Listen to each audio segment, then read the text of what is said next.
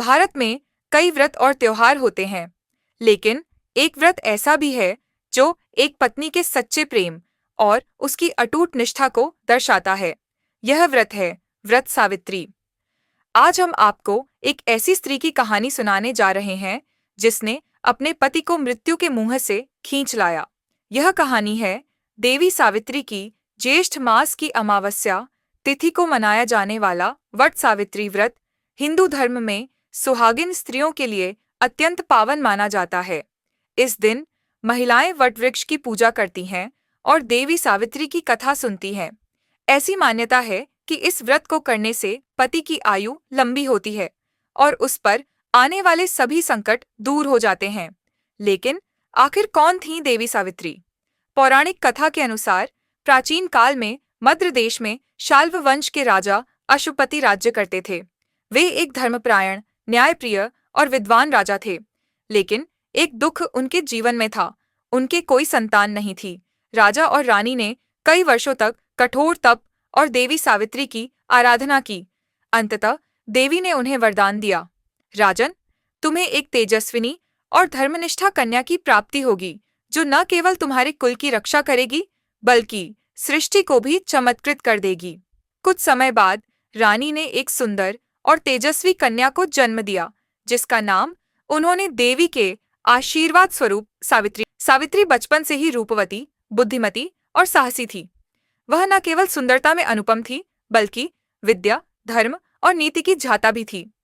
जब वह विवाह योग्य हुई तो राजा अशुपति ने उसका स्वयंवर आयोजित करने का सोचा, लेकिन सावित्री ने कहा, पिताश्री, मेरे लिए जीवन साथी का चुनाव मैं स्वयं करूंगी।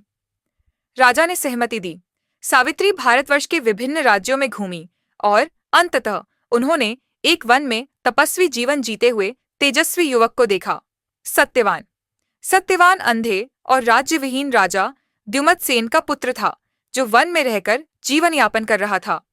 लेकिन उसके भीतर गुण, ज्ञान और धर्म की ऐसी गहराई थी कि सावित्री ने उसी क्षण उसे अपने पति रूप में स्वीकार कर लिया।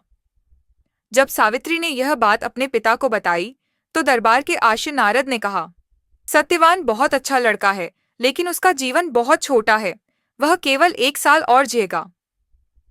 सब लोग चिंता में पड़ गए, लेकिन सावित्री ने कहा, मैंने एक बार जिसे जीवन साथी चुना, मैं उसी से शादी करूंगी, चाहे कुछ भी हो जाए। राजा ने भारी मन से विवाह की अनुमति दे दी। सावित्री ने सत्यवान से विवाह किया और अपने राजसी वैभव को छोड़कर वन में पति के साथ सरल जीवन बिताने लगी। वह प्रतिदिन सेवा, तप और धर्म में लगी रहती थीं। एक दिन सत्यवान लकड़ी काटने के लिए वन में गया। सावित्री भी उसके साथ गई। तभी अचानक सत्यवान के सिर में तीव्र पीड़ा हुई और वह सावित्री की गोद में गिर गया। तभी वहां प्रकट हुए यमराज, मृत्यु के देवता। वे सत्यवान का प्राण लेकर दक्षिण दिशा की ओर चल पड़े। सावित्री यमराज के पीछे पीछे चल पड़ी। यमराज ने कहा, हे स्त्री, अब लौट जाओ, यह धर्म के विरुद्ध है। सावित्री ने विनम्रता से कहा, धर्म के मार्ग पर चलना मेरा कर्तव्य है। जब तक मेरे पति की आत्मा नहीं लौटती, मैं नहीं रुकूंगी।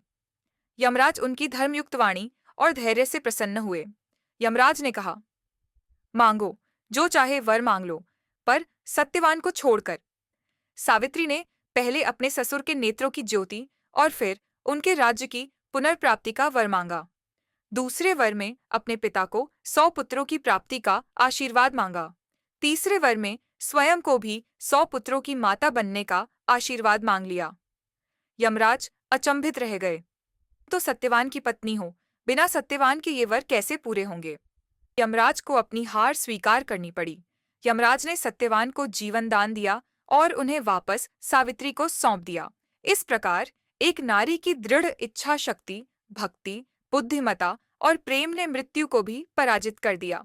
इसी अमर कथा की स्मृति में आज भी लाखों सुहागन स्त्रियां वट सावित्री व्रत रखती हैं।